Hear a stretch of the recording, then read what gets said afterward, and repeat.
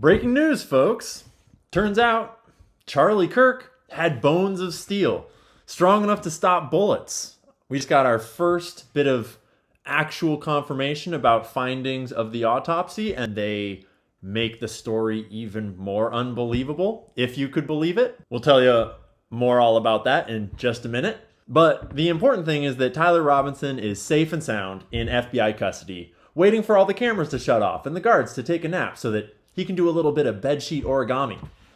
The FBI has charged him with aggravated murder, along with a host of other supporting charges, and are seeking the death penalty.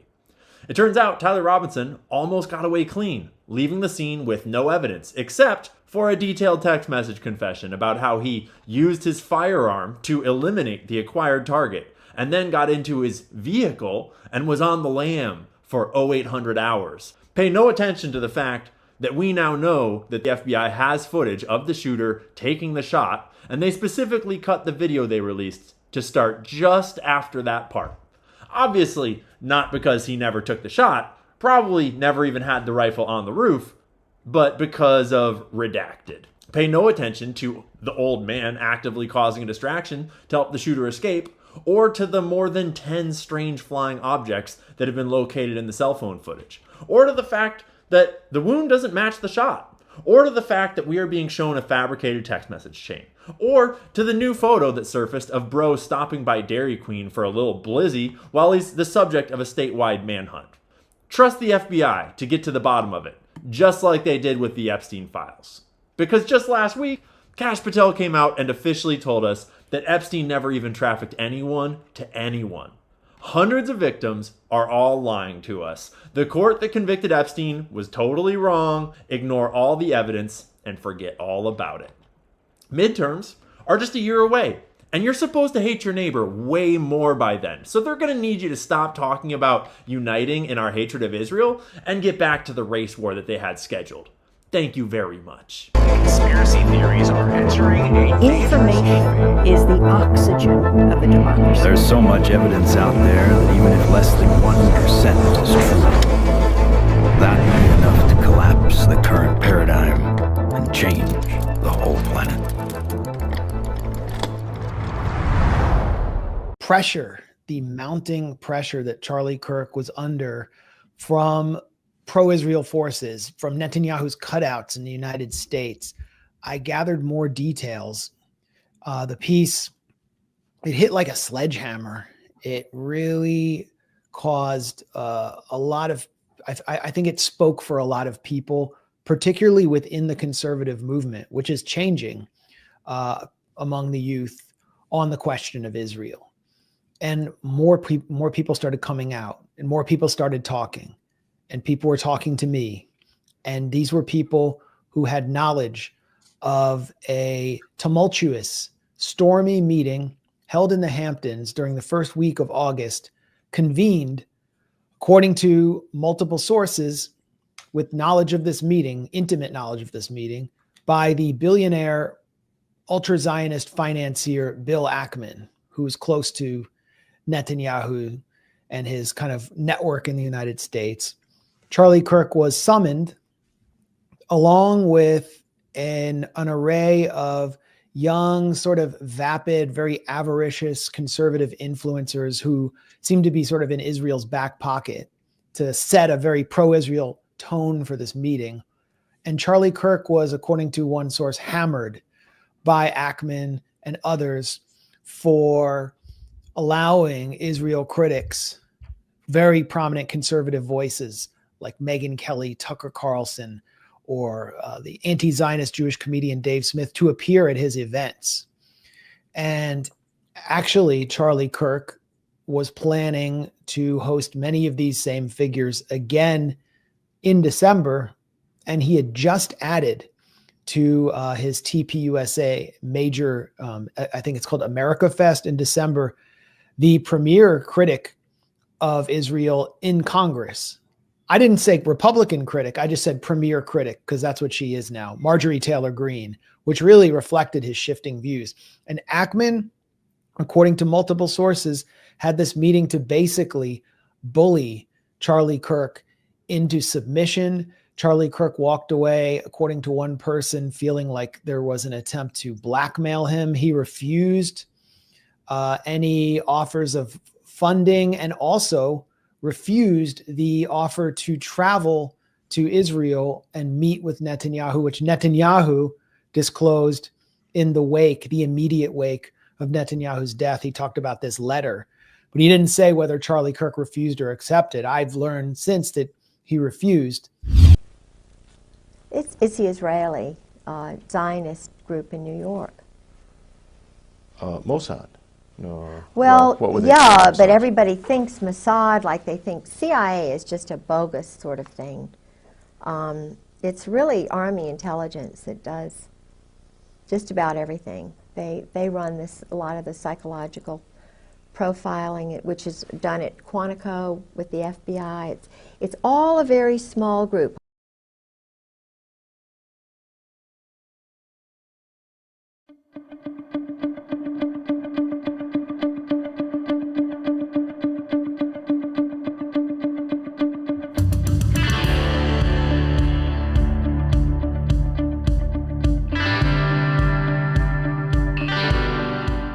On the morning of September 10th in 1098L, the Hades G6500 Bombardier Global Express departs from El Paso, Texas, heading towards Kalispell, Montana.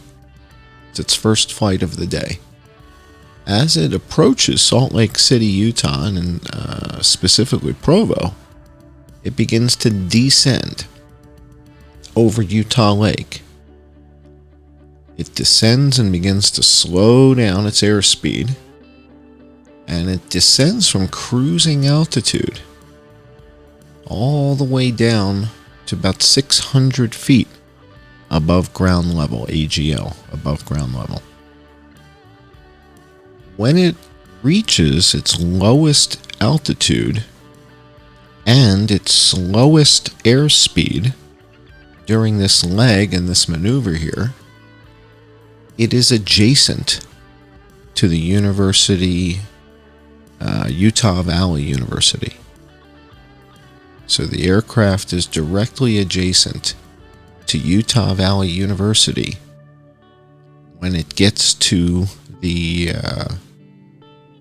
there you go, 115 knots at one point. And then it begins to climb back out and continue on its journey. So the question is, why is it making this type of maneuver adjacent to where Charlie Kirk was killed on the day that Charlie Kirk was killed? Now, this is happening 3 hours before the shooting. And the plane heads back up to cruising altitude and continues on its way. Now, what's really odd is that the same aircraft returns later in the day and does the same type of maneuver in the same spot. Let me show you that.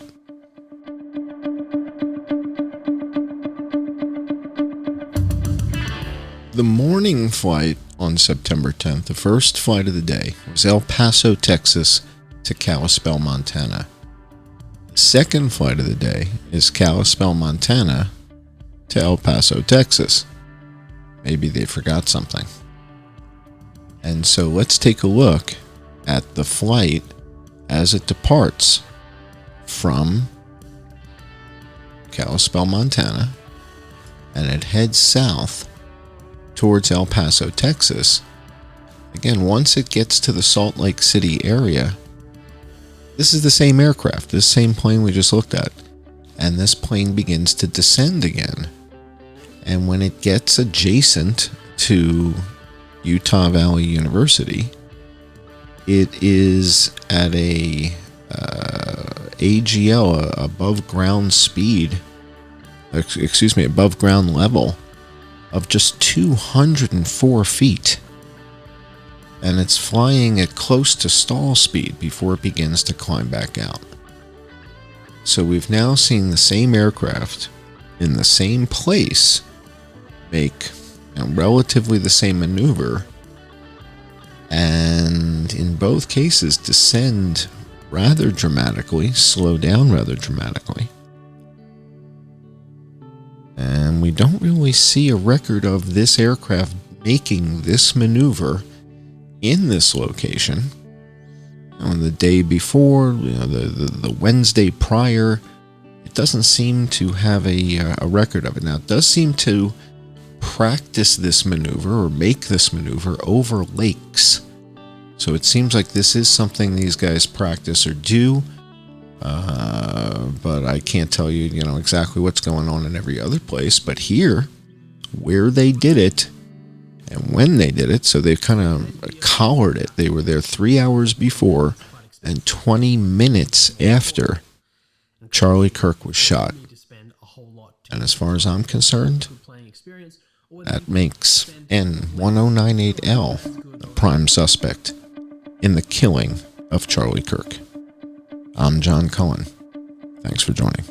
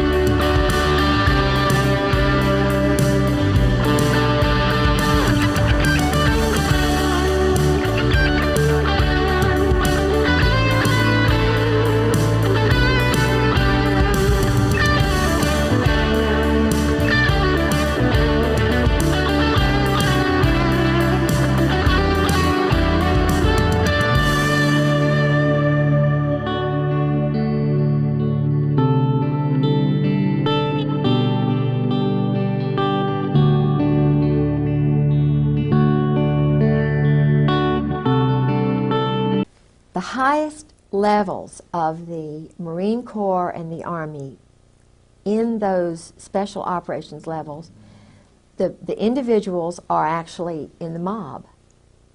New Jersey. You're talking about the mafia type mob? I'm talking about the Brooklyn, New Jersey mob. My husband, Al Gray, Sheehan, they're all Brooklyn. Cap Weinberger. Heinz Kissinger, there's the Boston mob, which was shipping weapons back and forth to Northern Ireland. And I don't want to get too deeply involved in that, but it goes, Israel, some of the Zionists who came over from Germany, according to my husband, were, he works with those people. They do a lot of money laundering in the banks, cash transactions for the drugs that they're bringing over through Latin America, the Southern Mafia, the Dixie Mafia, which is now my husband's involved with in Miami. The military are all involved once they retire. They're, they go into this drug and secondary weapons sales. Ultimately, he was a Christian evangelist. And it actually reminds me of my favorite story ever. So it's about 2,000 years ago in Jerusalem, and Jesus shows up and he starts talking about the people in power, and he starts doing the worst thing that you can do, which is telling the truth about people, and they hate it, and they just go bonkers. They hate it, and they become obsessed with making him stop. This guy's got to stop talking. We've got to shut this guy up. And I can just sort of picture the scene in a lamplit room with a bunch of guys sitting around eating hummus, thinking about what do we do about this guy telling the truth about us? We must make him stop talking. And there's always one guy with the bright idea, and I could just hear him say, I've got an idea, why don't we just kill him?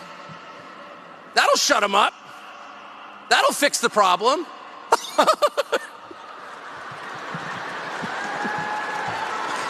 It doesn't work that way.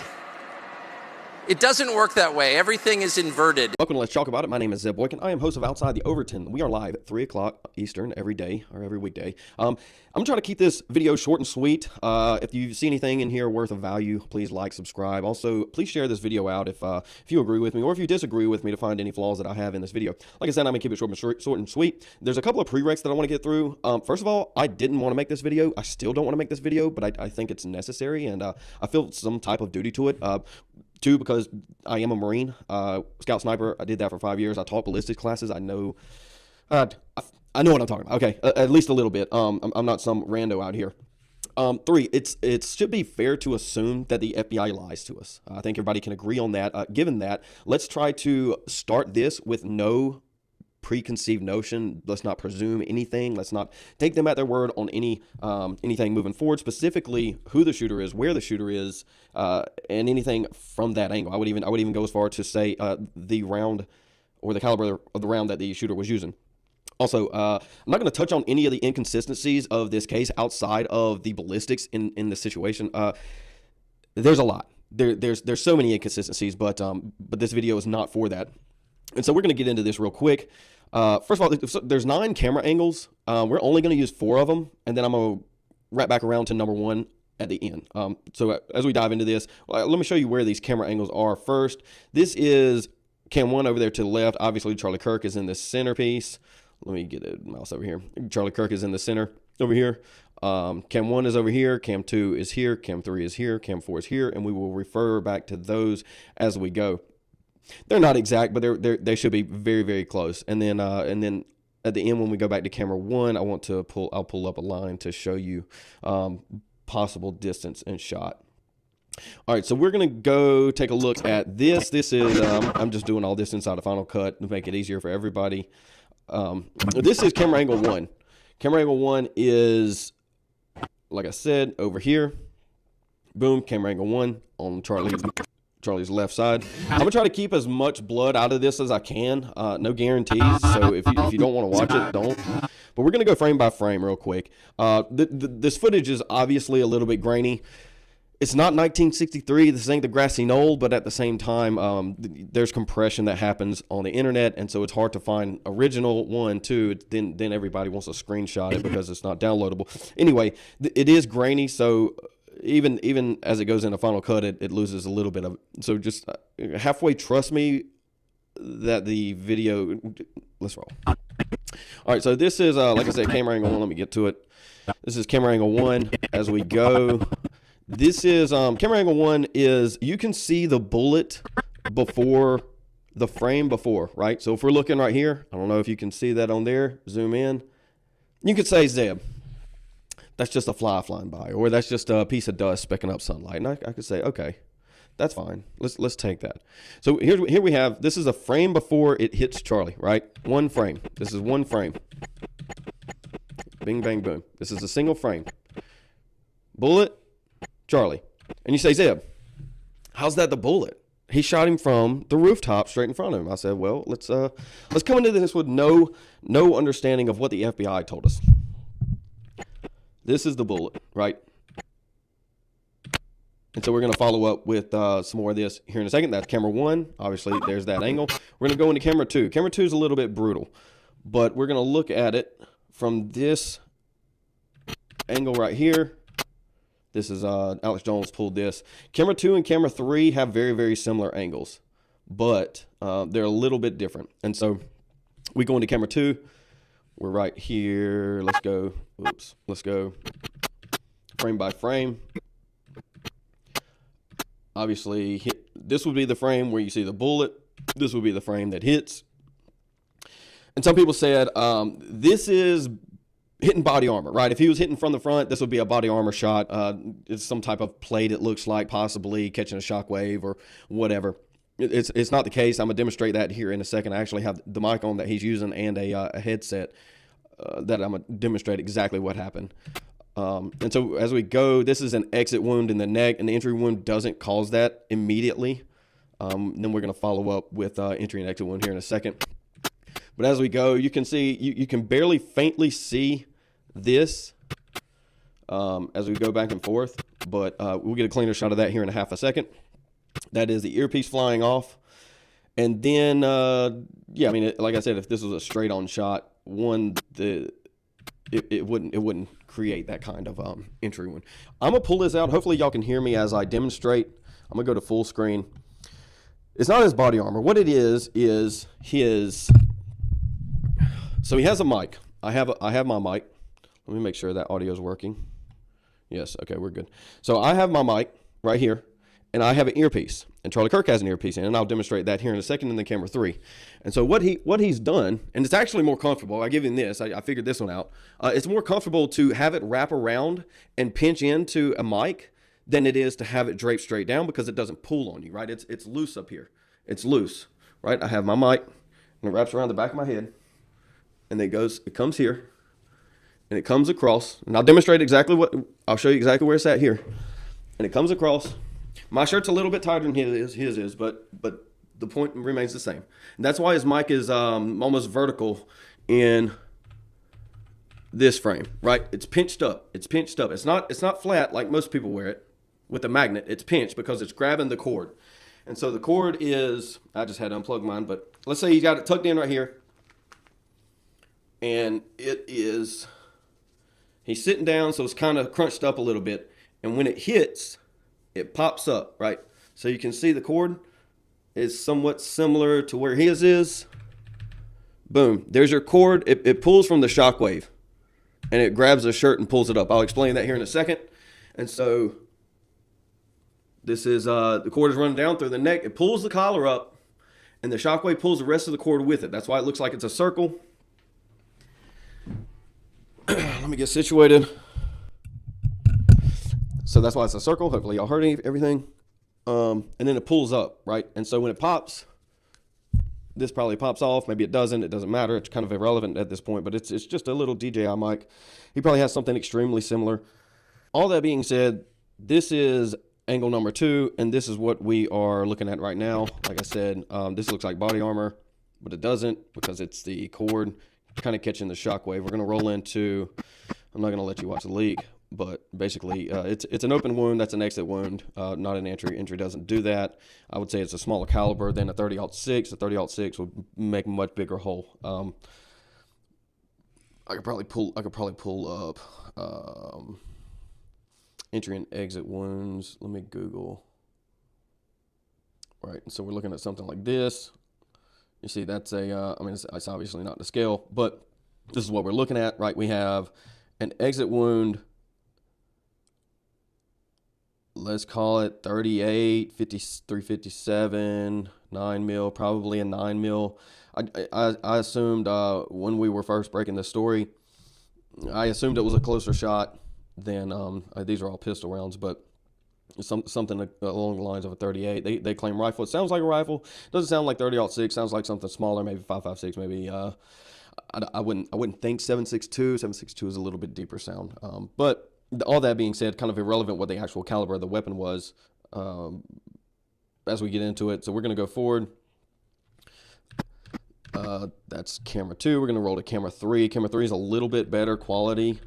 We're going to go, like I said, boom, camera 3. This is where camera 3 is being shot from. Back. We're going to take a look at, this is camera 3 going in frame by frame. And so what you'll see is kind of the same thing, but a little bit different. So there's your quote unquote body armor that's not there. And then we're going to roll into,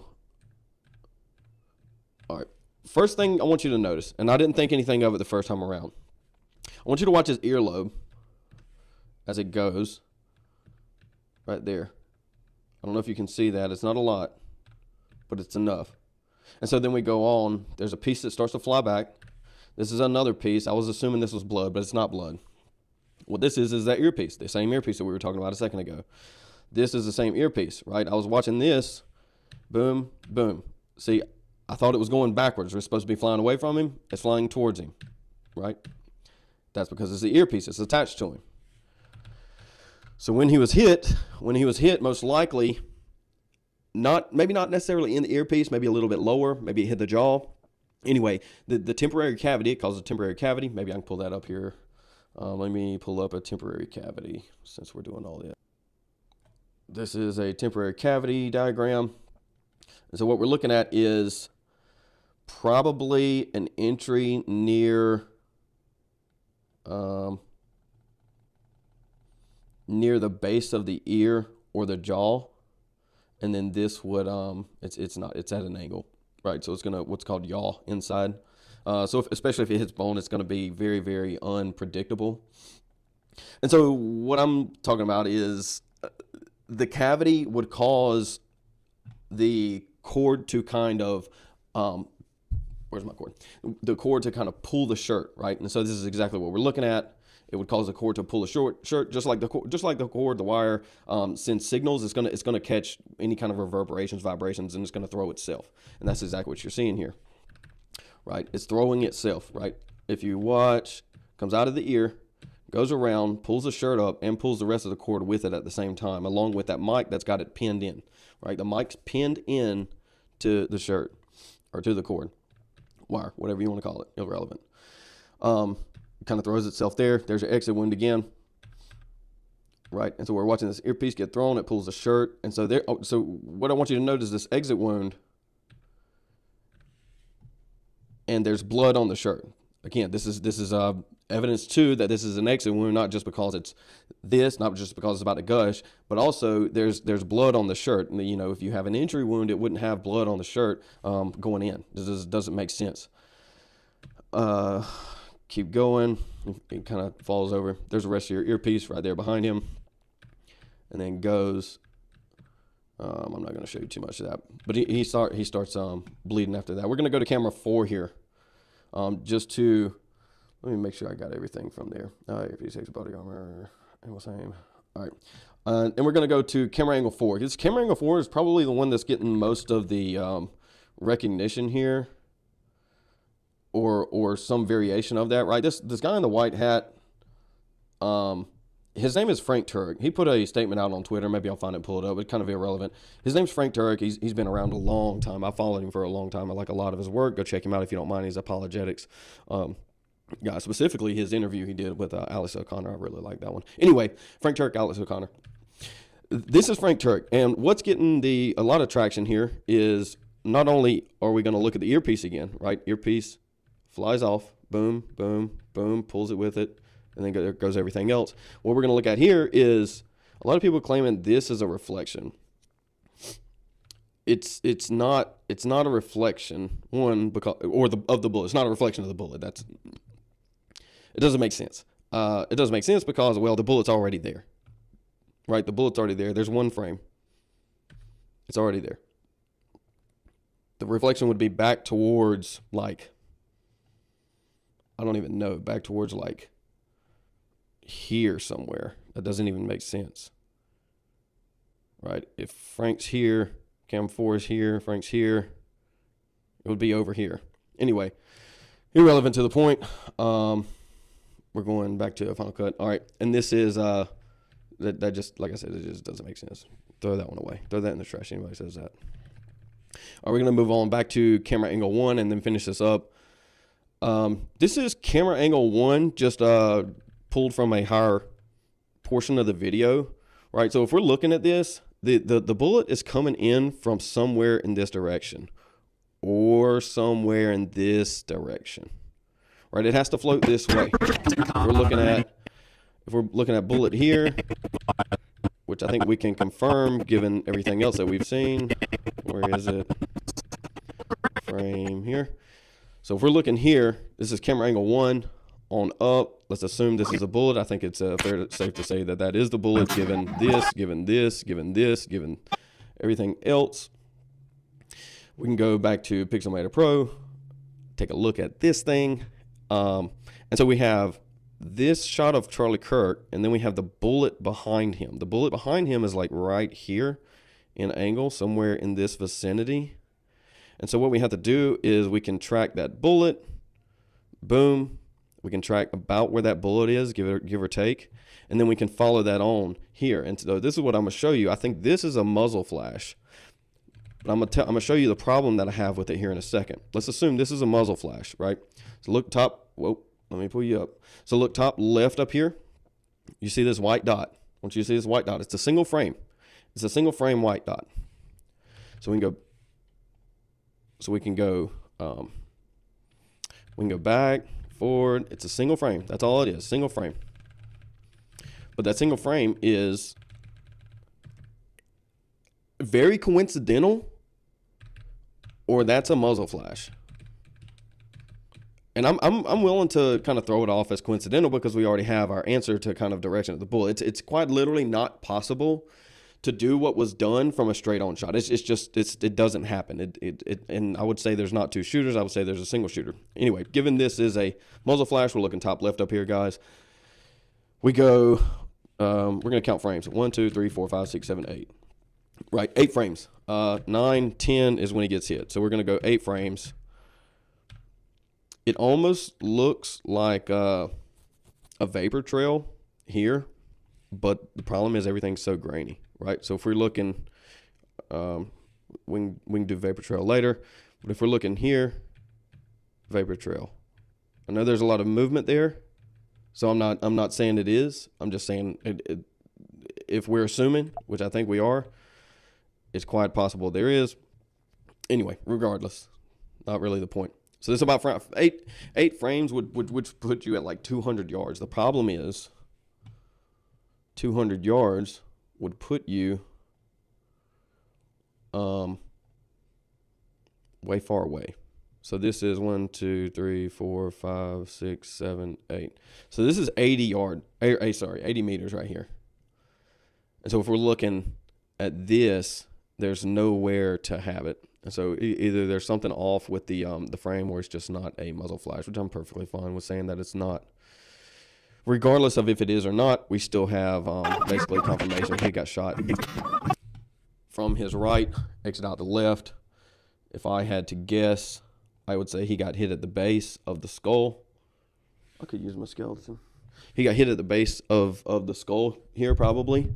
Right, and so we're talking, this is immediate incapacitation. He didn't die from blood loss. He died instantly, which would mean it either hit spinal or the base of the brain, or either some portion of the brain that would take everything out. So what I'm saying is the FBI is lying. It's quite literally not possible for the shooter to have been on the roof that they claim he is, along with other inconsistencies across the board. So when we go, I want to look here. All right. One more time.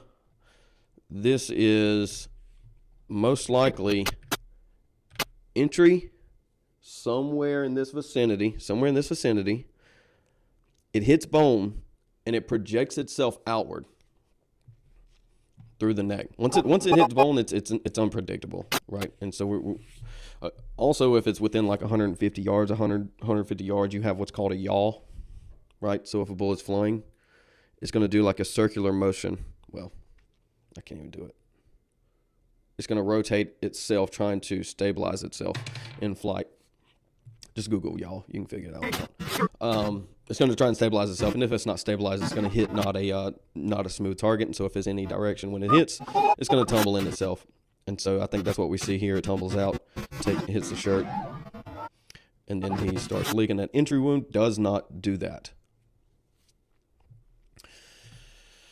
I guess one more thing before I close this thing up. There's a cleaner shot that I couldn't find before doing this video of the bullet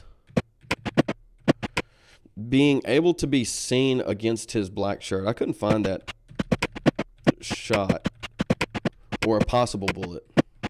It's a blurred line that shows up in a single frame. Anyway, regardless, there's your answer to that. Any questions, drop them in the comments. I might do a follow-up on this. If not, we'll be covering it live at 3 o'clock today on this channel, ladies and gentlemen. Thank you for stopping by. This cannot happen if the shooter is shooting on the roof straight on. The FBI is lying to you. I'm Zeb Boykin.